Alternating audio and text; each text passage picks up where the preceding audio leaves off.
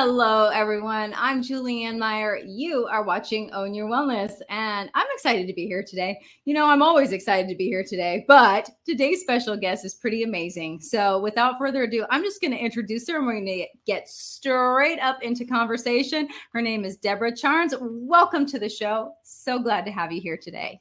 Well, I am very excited to be here because one of the things that is so important to me is precisely to own your wellness. Perfect. And I believe that everyone has the power to be as happy and as healthy as possible.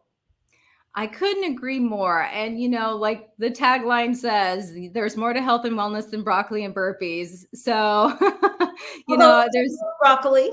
I love my broccoli, don't get me wrong, but it is not the only part of wellness. And that's what I love about it, because we can literally talk about so many different things and aspects to it. And people can get excited about it again and actually want to own it, correct? Absolutely, especially when you see the progress. And to me, you know, and of course, you're totally behind all of this, is that so much of it is your state of mind. Mm-hmm. And we have to be, it's just like if you're a chain smoker, you're not going to just be able to quit because somebody tells you to quit. You have to have the desire and something giving you a kick in the butt, maybe, to say, okay, I'm going to make the difference. But it's not just like, oh, yeah. Yeah, all of a sudden everything changes. No, I couldn't agree more. But I would love, before we jump in any further to conversation, I would love to have you share a little bit about yourself and your own wellness journey. Sure. I would say I grew up a very typical girl in the 60s where all of our food was frozen or canned and it was disgusting. TV dinners.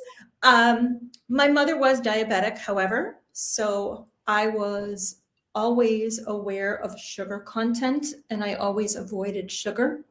And both of my parents had high blood pressure, so we never really used salt in our foods, except for, of course, all the sodium content in those TV dinners and in those canned vegetables.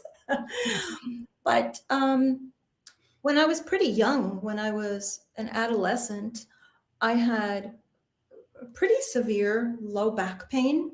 Every time I would stand or sit up, it would hurt tremendously. And I also, about that time, had chronic digestive disorders.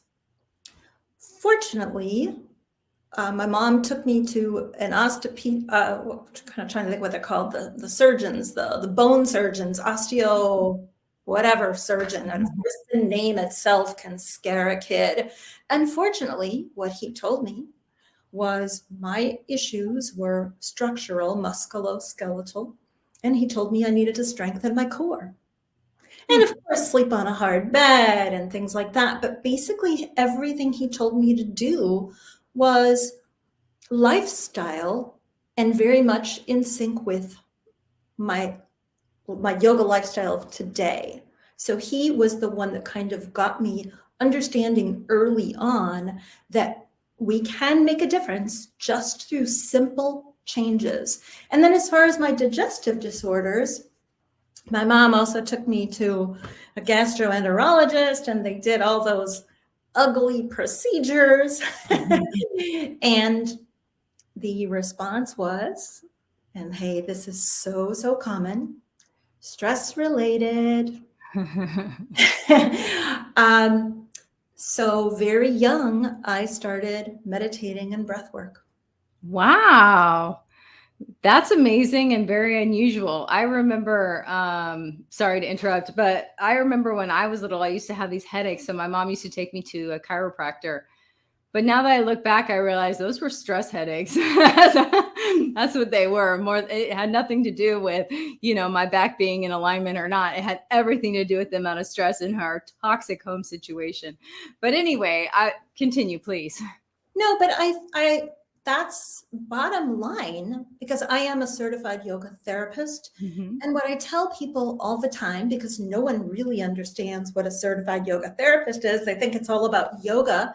And Mm-hmm. for some yoga therapists, it may be. But what I always tell people is it's really more about therapy than the physical yoga. Mm-hmm. Because I have to drill down and find out what is the core issue.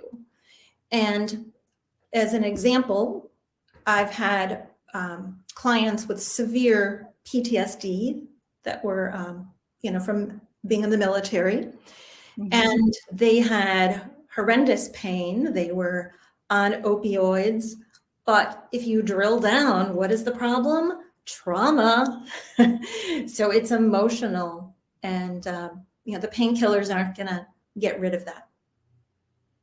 No, it really won't. I mean, it's just, I completely understand. So, for those people that are, watching, what can you explain a little bit more about, because I know people are like, well, why can't I just go to my local yoga studio and, have somebody there help me? Why is it different to work with you? Yeah, it's very different. And even when I talk to people a lot about it, they still oftentimes don't really understand, which is why I have a number of videos on my YouTube channel, which is my name, that talks about the difference between yoga and yoga therapy, or my style of yoga therapy, or when it's appropriate to see a yoga therapist. And what I like to explain is that just like every yoga teacher is different, right? Mm-hmm. Every yoga therapist is different. To be certified, we have to have 800 to 1,000 hours, whereas a yoga teacher has 200. And we have to have a lot of case studies. So we have to do practicums. So we have to actually work with people, and we have to show those case studies, in terms of point A to point B with the clients that we work with. Yoga therapy is much more scientific to some aspect. But what I tell people all the time is that there are many yoga therapists who are also physical therapists. There are many yoga therapists who work in the medical profession as an MD or as an RN. There are many yoga therapists who are also psychotherapists. So granted, each of those people, their style will lean one way or another. My style, I believe, leans towards Ayurveda, because I've spent a lot of time studying Ayurveda and even traditional Chinese medicine, because I find so many similarities between traditional Chinese medicine and Ayurveda. And basically, both of those sciences, the life science of India, which is Ayurveda, and of course traditional Chinese medicine, they are all about finding the root problem, not a Band-Aid approach, not taking pills. And I'm not saying we don't encourage pills, but we need to find what is the root problem and address the root problem. So as an example, for my digestive disorders, the root problems are stress. So I have to manage stress. And I will say, I believe this is in my book, we can talk about later, but I believe I mentioned in my book that with my digestive disorders, they have been managed beautifully for decades. The worst flare-up that I had was, I don't remember how many years ago, it might have been about 12 years ago, but it was the day of my father's burial. There you go. That's a perfect example of, even though I didn't have traditional stressors in terms of deadlines or whatever, it was my father's burial. Yeah, I think that would stress anybody out, all the emotional attachments to that too. And yeah. Yeah, I completely can understand and relate to that. And, and I love that you mentioned too about getting to the root, because you can keep taking pills for the symptoms, but you'll have to keep taking, you don't actually get better. And then what are those pills doing to you? Because anytime you throw off that, your microbiome, put something in there that wasn't there, everything else has to adjust. So, I don't care what even coffee, there's things that just, it affects everything. So I love that you talk about getting to the root. And, I hate to keep like harping on this, but I really want to bring home the point that what you do is not something like goat yoga, because I feel like in the United States, we've kind of bastardized yoga and what it is intended for.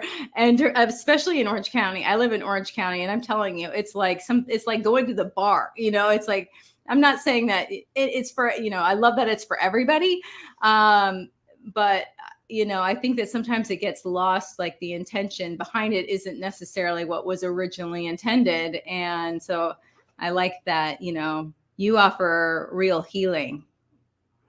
Absolutely. And what I tell people all the time is that my approach to yoga therapy, there may not be any movement therapy. Mm-hmm. There may be movement, but the movement may be dance. The movement may be silent walks. There are many different things. It does not have to be a yoga pose. If I use a yoga pose, there is a very specific reason behind it.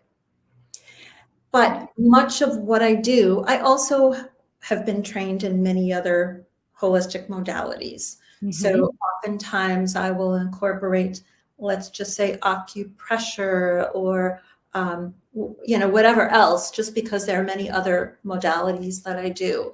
And it all depends on the person. And it also depends on what I think my client is going to enjoy, because they have to be on board or it's not going to work. And also in terms of their ability. So I've had clients that are in their 80s, and I have had a client that was 10 years old. My approach is completely different with both of them. I'm glad that you mentioned too that, something that they want to do, because I think a lot of times people think of, wellness as a chore, as something that, especially in Orange County, it's like, go to the gym, work out, but you go and live in Europe like I did, and there aren't really gyms, and people are perfectly healthy and strong and active. It's just a different way of being. And people don't realize that, if you don't like that, there's definitely other ways. It doesn't have to look a certain way is what I'm getting at. Yeah. And I did want to mention also one of the differences between a yoga therapist and a yoga instructor. And I'm also a yoga instructor. But as a yoga therapist, I do a 2-hour intake. And that 2-hour intake, it includes postural evaluation. It includes muscular. I test their muscles to see what muscles are not firing up, or if some muscles are longer than others. Let's just say if the right side is much tighter than the left. Mm-hmm. And of course, I also take a look at their physical history and their emotional history as much as I can in terms of what their stressors are. And that's why my intake is very long. And after my intake, I don't just say, okay, let's do yoga tomorrow. What I do is I take about 10 days and I put together a protocol for them, which is extremely detailed, and it can span a 6-week period of time. And I like to check in with them every week and give them something new to do, and also find out what did they enjoy doing and what did they not enjoy doing, because if they didn't enjoy doing it, they're not going to do it. So it has to be something that I know they are going to want to do. Yeah, because eventually you're going to stop. I mean, You can force yourself to do something for a long time. Or even, for me, it was, I really hated kale. But I don't like raw kale, but I can have it in a smoothie, no problem. So it's like, why am I forcing myself to eat raw kale in a salad when I could have it in a smoothie or choose something else? It doesn't have to be, painful or unenjoyable. And I like that, you listen to your clients to see what's working. Actually listen instead of just, this is it, do this, and too bad if you don't like it. And I am not a psychotherapist, but I do believe that I am very sensitive to people, and I try to, as much as possible, feel them out and in that way determine what they want to do. And it's, of course, all about listening. That's why for several of my clients, I will recommend things such as dance or go bike riding or roller skating, whatever I think they're going to enjoy doing. And of course, something that I know is going to help them body, mind, and spirit. There's something that I've discovered, and this is not a secret, obviously, but a lot of times people don't realize that something completely out of the realm of like something like roller skating and doing that action could actually, for example, grow your business. And people don't understand that everything is connected. You are in this meat suit. And, maybe in order for you to really be your best, you need to cut loose and have some fun. Or, it depends on what it is, like if I didn't, for me, I just finished recently a 4-week juice cleanse, and it was fascinating because I really discovered the difference between actually being hungry and wanting to eat. There's a huge difference. And I never would have known that had I not done it, but it opened up all these other things. And like now I've struggled with an addiction to watching TV. I don't desire to watch TV anymore. And it's all because I stopped chewing food for 4 weeks. I mean, who knew that that's what it would take for me to break that cycle? It's kind of interesting how that works. Have you noticed a lot of that yourself? Well, a lot of what I do in my protocols are food-based, and it oftentimes will be suggestions as to what somebody should or should not eat based on their Ayurvedic constitution. And one of the chapters in my book is all about that.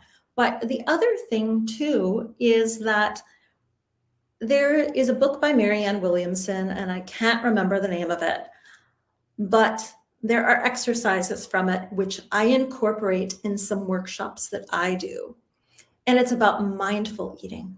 And they are beautiful exercises because too often people eat when they're watching TV, or for example, I don't go to movies anymore, but it used to be that whenever I would go to a movie, I would get the big, huge thing of popcorn. I would never put butter on it, never. But of course it was loaded with salt, and you can't stop eating it. But again, it's mindless.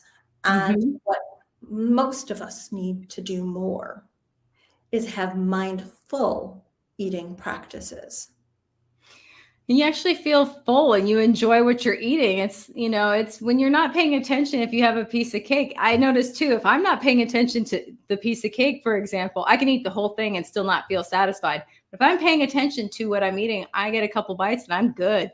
I feel satisfied. I'm like, all right, I don't need any more. I'm happy. But if I'm not paying attention, I still, crave chocolate, for example, after I'm done eating that whole piece. So I get that. It's a whole other experience to when you actually experience your food. And also, speaking about food and addictions, food addictions are very common. I would say that I was probably a carboholic, and there is a book, I can't remember what it's called, like The Carboholic, whatever. And I read it, and when I read it, this was a long time ago, I'm like, oh my God, that's me. And as a result of that, I decided I'm pretty much following a vegan keto type of diet. And the reason why, well, I do it also because of my blood sugar. So I have to be careful of my blood sugar. But I recognize that if I started eating simple carbs, I would be addicted to them again. Oh, yeah.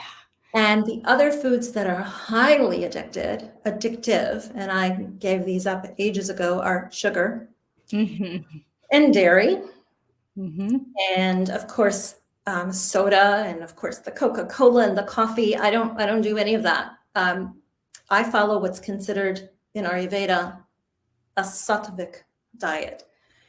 And again, one of the chapters in my book also talks about sattvic diets. So sattvic is pure, balanced, but it doesn't mean balanced as in the color of the rainbow or balanced protein, dairy, and eggs.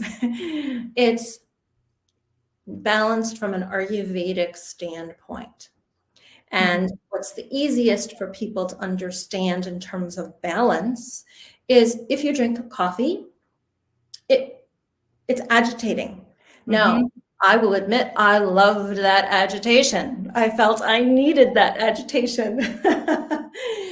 But that is considered agitation. On the other hand, there are other substances, let's say wine, which is the reverse. It is pleasant. From a sattvic standpoint, you want to be neutral. You don't want anything agitating, and you don't want anything that's bringing you down. I love that. Well, on that note, it is time for us to go to a commercial break. So we're going to be back in just a moment. And for those of you who are watching us live, thank you so much for being here. And of course, on demand. Hello. Hello to you as well. When we come back, we're going to continue the conversation and also learn more about Deborah's book. But we do need to go to commercial. So we'll be right back.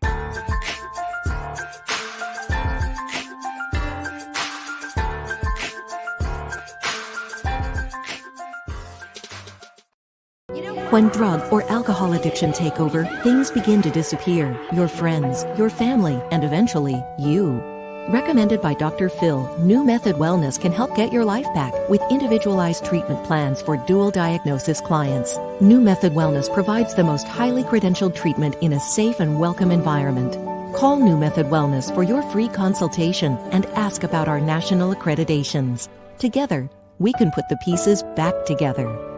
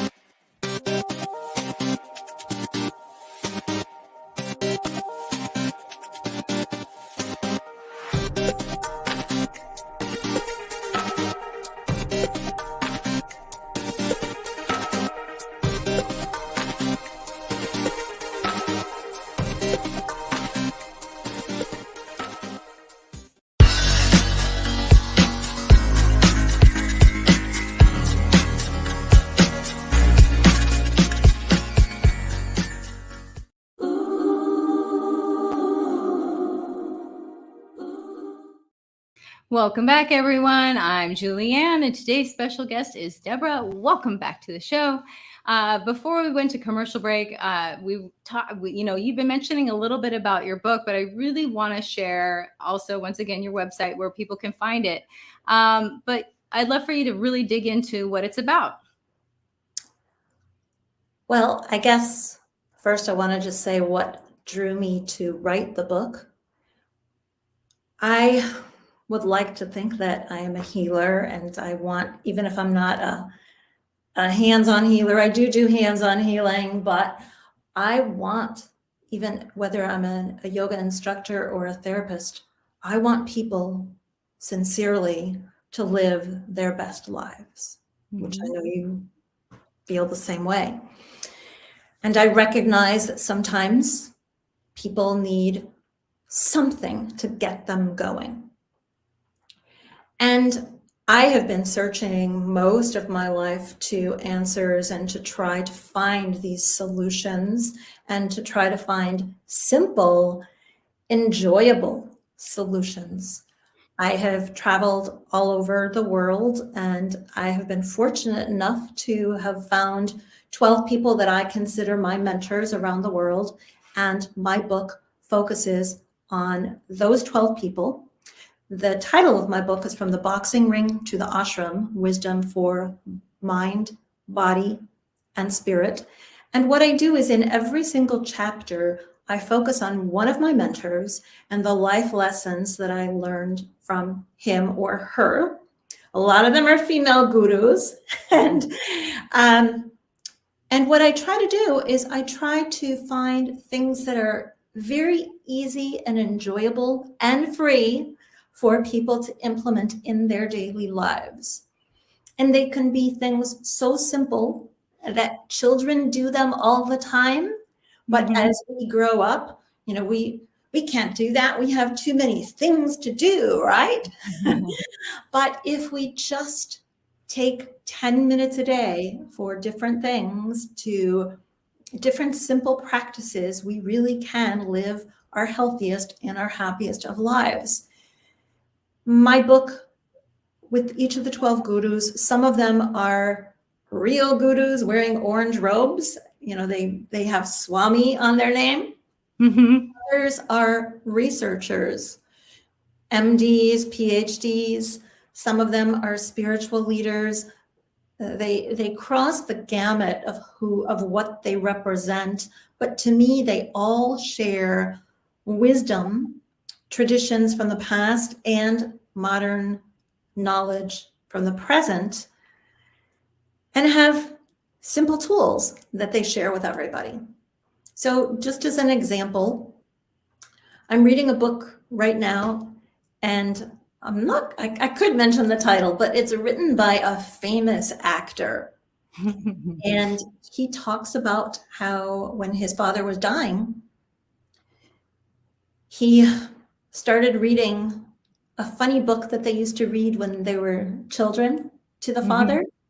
And he noticed the father having a different aspect, right? And he claims that from that moment that he was reading this book to his father changed and he lived another year and a half. Oh, wow. And the bottom line is that one of my chapters is all about laughter as medicine.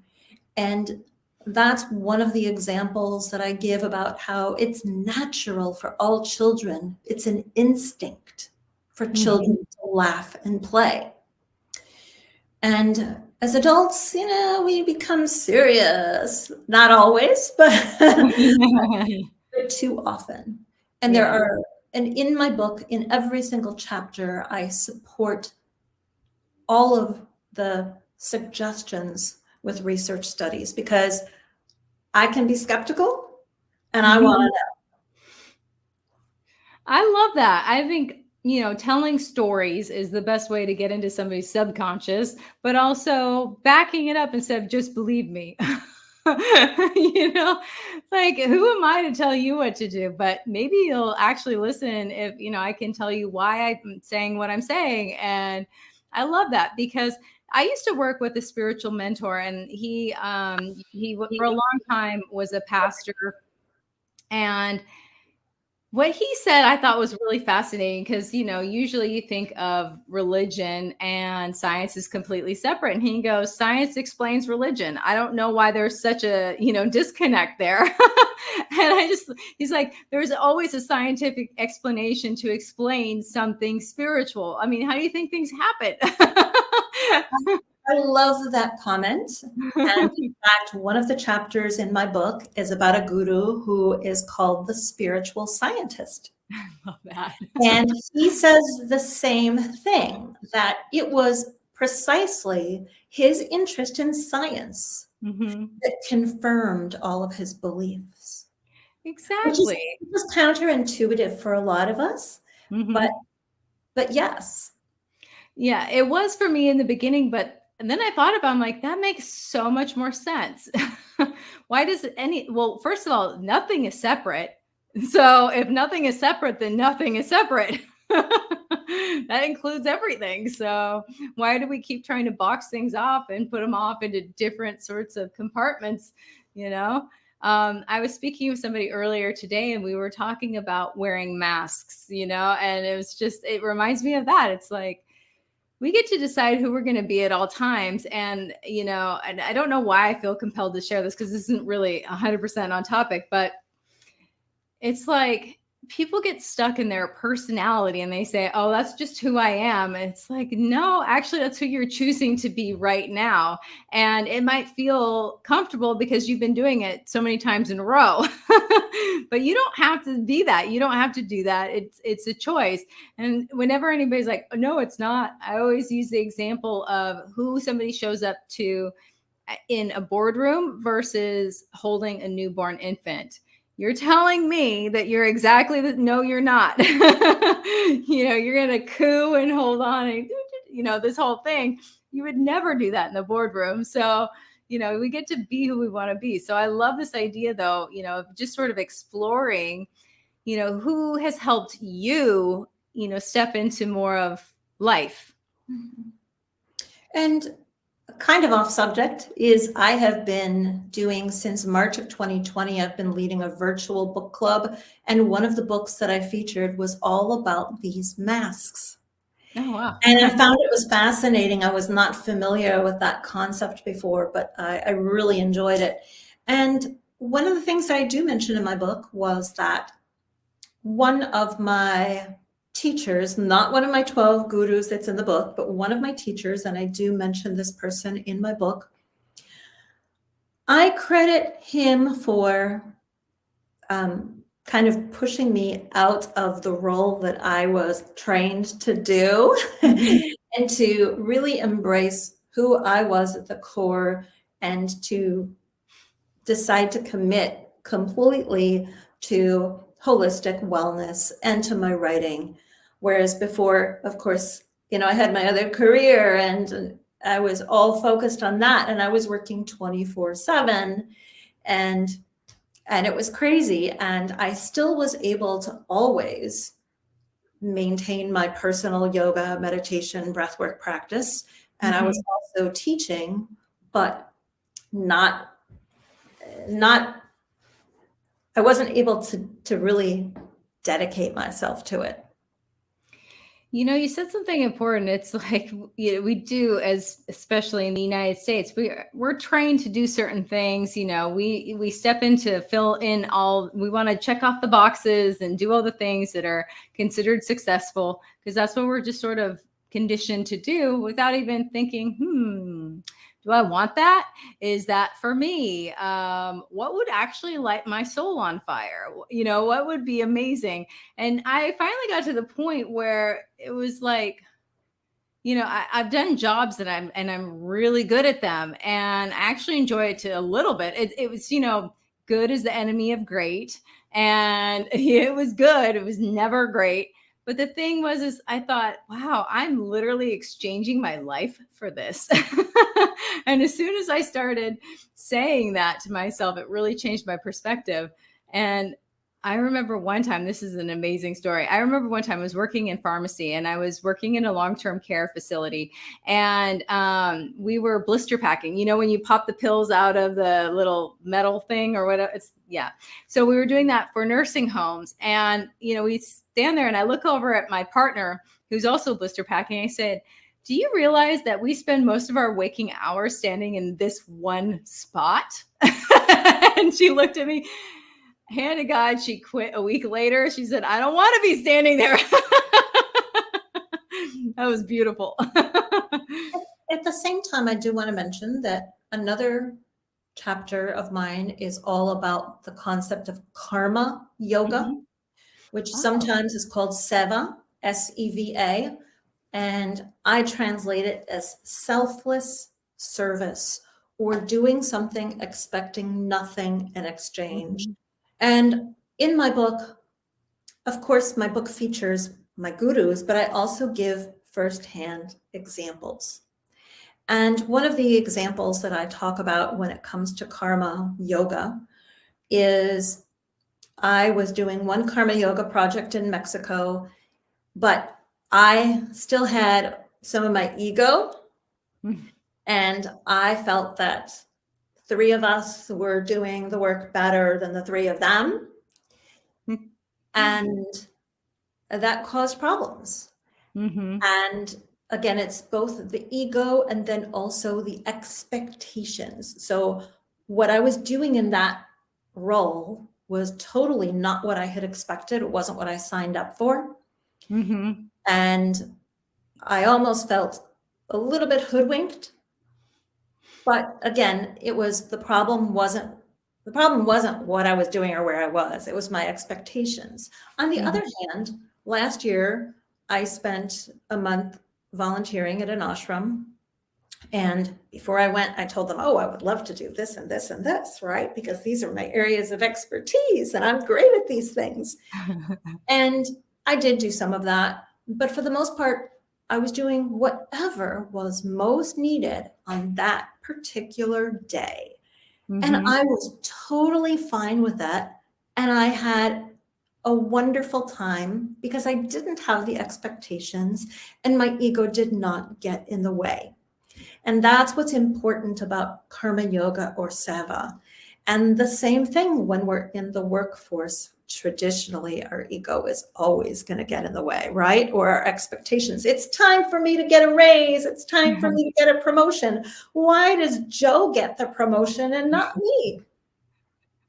Exactly. No, and I think that that's a really good distinction to make too, because it's okay to stay and it's okay to leave. It's not about that, but how are you being while you're there? Yeah. How are you being? How are you showing up? And, these expectations, it's like we see it from our perspective. And it's interesting how many times it's like we make up, and we're story makers. We're all story makers. We make up this story about everything. And it's kind of like, does that serve me? I mean, I know myself well enough to know that I'm not at a point where I want to try and even stop making stories up, but I'll make them better because at least they're happy now. And instead of like, I'm being wronged and all this, it's kind of, I don't know. I like to change it up because I like to think about, it's not just about me. Whenever I get upset, I'm like, it's not about me. I'm not the center of the universe. I'm a part of, and why shouldn't it be me that this happens to? So no, I'm glad you mentioned that though, because our ego does get in the way. Something I'd love to touch on is, you mentioned some of your practices, even when you were not fully engaged in what you do now. What are some things that are just kind of non-negotiable in order for you to show up for yourself and for others that you do on a daily basis that maybe you haven't mentioned yet? You're talking about my personal practices? That Mhm. would scare off anyone. I follow what is called an Ayurvedic dinacharya, which is a routine, and it is prescribed by my Ayurvedic doctor. My Ayurvedic routine is very intense, and it's from the moment I wake up until the moment I sleep, and even in the middle of the night. But I do it for many different reasons. Aside from my back issues, which I will, even though I don't have any back pain, I still know that I have structural abnormalities. So I always have to be very aware of my back. So I always have to watch out for my back. 2, my digestive disorders, again, they don't bother me, but I have to, everything I consume, everything I do during the day will affect my digestion. And then also my blood sugar, which I have to be careful of. Despite a very healthy lifestyle, I was diagnosed pre-diabetic about 13 years ago. Mm.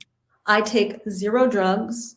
My blood sugar level is amazingly healthy. Nobody would know that I've ever had any blood sugar issues, but my personal lifestyle and diet is, for most people, they would consider it extreme. Mm. So this is, again, a wellness choice that I make because I care, because my mother did die from diabetes, Mm. and I don't want to be on insulin. I need to be very careful. For many people, hey, it's no problem to take insulin or to take the oral meds, no problem. I Yeah. choose not to. And I love that. And I love that you say that too, because, something that I noticed, and then we do have to go to commercial, but is that, it's a choice. And if you do these things, then you can live this healthy life. A lot of people they feel good and they stop doing the things that work. And then they start feeling, it's like this cycle where it's like good to bad, and not feeling great. And then all of a sudden it's like, yeah, well, you stopped doing the things, or you started eating the things that maybe don't agree with you. So I'm glad that you mentioned, more than once, that it's a choice in how you choose to live for yourself, because it's not, some people are cool with doing insulin. I myself would rather eat differently so I don't have to, but that's just my preference as well. So anyway, we do need to go to a commercial break. So we're going to be back in just a minute. And like I said, commercial time. But when we come back, we are going to learn more about Deborah and also things that you can do for yourself. So we'll be back in just a minute.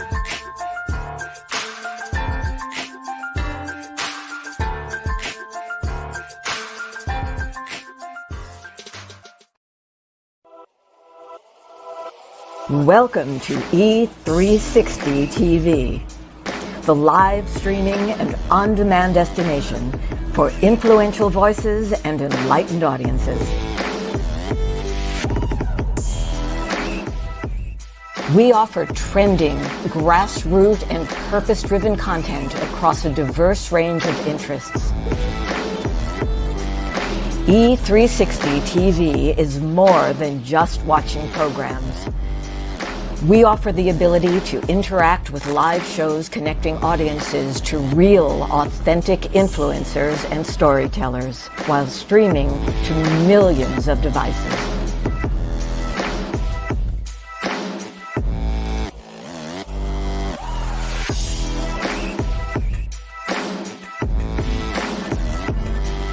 Real experiences. Raw conversation. One destination for it all. E360 TV.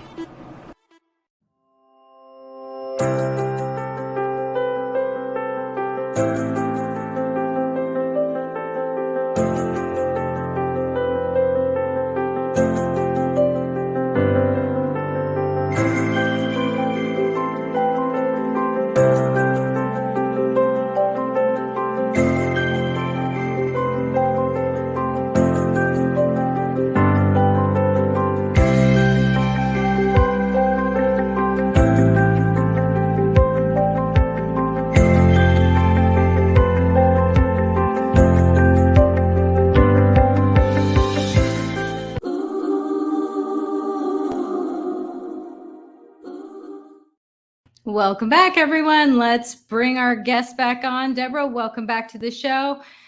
All right. So during the commercial break, I was thinking a lot about what you've already shared, and also, what would be of most value to the audience. And I was thinking about, Western medicine in particular, and about how, in the United States, especially, we wait until something is desperately wrong before we seek any sort of help.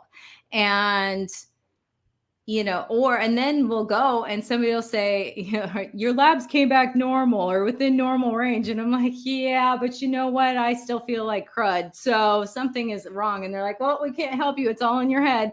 And I mean, I hear the same sort of version some version of that so many times. But what you do is more health care as opposed to sick care, correct? I would definitely agree with that. To me, the concept and the principles of Ayurveda are about wellness. And it's about again, I will go to my Ayurvedic doctor every year, not because I'm sick, but because I want to find better balance. And again, it's the same concept with traditional Chinese medicine. You go to acupuncture, ideally, not to cure something, but to have better balance. And unfortunately, what I tell my students and my clients all the time is our lifestyles, especially in the West, but for the most part, most places nowadays in the world, are not balancing. Especially if you live in Southern California and you drive on the freeway, that is very imbalancing. And there are so many things that we do in our daily lives that throw us off balance. And what I do in my book is, again, I try to come up with simple things, simple practices, whether it's watching your breath, whether it's laughter, whether it's a gratitude practice, something that you can do to help bring balance to what needs to be offset. And I did mention that one of the things about my book is that I have a tracker, a 40-day tracker, where people can choose to pick, let's just say, maybe it's just one thing that they're going to do for 40 days. Maybe after those 40 days, maybe they continue and pick up one other thing, but it can be simple things. So for example, you were talking before about diet, and let's just say coffee. I did give up coffee a long time ago, and it was, that's not an easy thing to give up. But maybe you just start so simple as giving up coffee, and then you just keep progressing. But I believe it is so important to make things easy for people. And again, to find that balance with body, mind, and spirit, because it's all interconnected. Now that's beautiful. I feel compelled to ask, why 40 days? Great question. According to some beliefs, it takes 40 days to be able to quit a habit. Interesting. And that is why many times things are 40 days. And what I found fascinating, and I knew about that, but what I found fascinating about 40 days is my daughter was born in South America. And this was almost 35 years ago that she was born in South America. And back then, it was routine that the women for 40 days pretty much didn't leave home, and they were still recuperating for 40 days.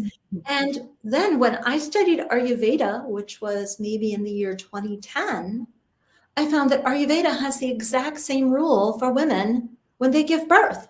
And of course, Ayurveda comes from India, and I was living in South America, and I just thought that was wild. But again, according to many traditions, you need 40 days to quit a habit. I like that, and the thing that gets me is when it is across different cultures, it has a lot more significance to me, because it's not some arbitrary number that some lab, decided, or some scientist. Not that there's anything wrong with that. I'm just saying, though, that this is tried and true for generations upon generations, for longer than the United States has even been around. So what am I going to, I think I'm going to go with that. And I love that for me personally, I think numbers have significance. So I like that you picked that. That's amazing. We are running low on time, so we have about 5 minutes left. Is there anything that you would love to share that maybe you haven't yet before on the show? Well, to me, the most important thing is that you do have the power to make a difference in your life. You do have the power to be healthy and happy. And they do go hand in hand. You really can't be happy if you're not healthy, and you can't be healthy if you're not happy. But you have the power to make a difference, and it doesn't have to be, you talk about broccoli and burpees, and what I say is it doesn't have to be sitting in a cave for a month, and it doesn't have to be training for a marathon. I love that. It does. Yeah, it doesn't have to be extreme. That's I think a really good point that, we have this idea, once again, nobody told us this, but it's, just this, this vision in our own mind that it has to look a certain way. And then you haven't achieved it if you don't do that exactly. And one of the first coaches I ever invested in, he was monk for 14 years at a Zen monastery. And the first thing he teaches is that you don't have to do that in order to, find peace and joy and love in your life.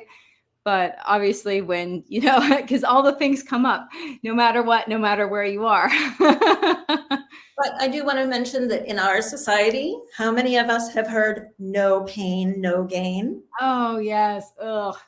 I'm tired of that. I'm so tired of that. Or the grind, or hustle, and like, I'll sleep when I die. All these things that totally normalize lack of quality of life. The other thing too, because I know you've lived in Europe, and I've lived in South America and in Mexico, and I've worked, all over. I've worked in India, and I've worked in Italy as well.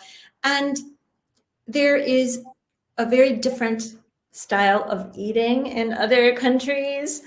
And we have a habit. I always talk about how our society here in the United States is drive through, or stick it in a microwave and scarf it down. Whereas in Europe, it's so common. You sit at a table for an hour. Now, it might seem way too much for me, but it's much healthier.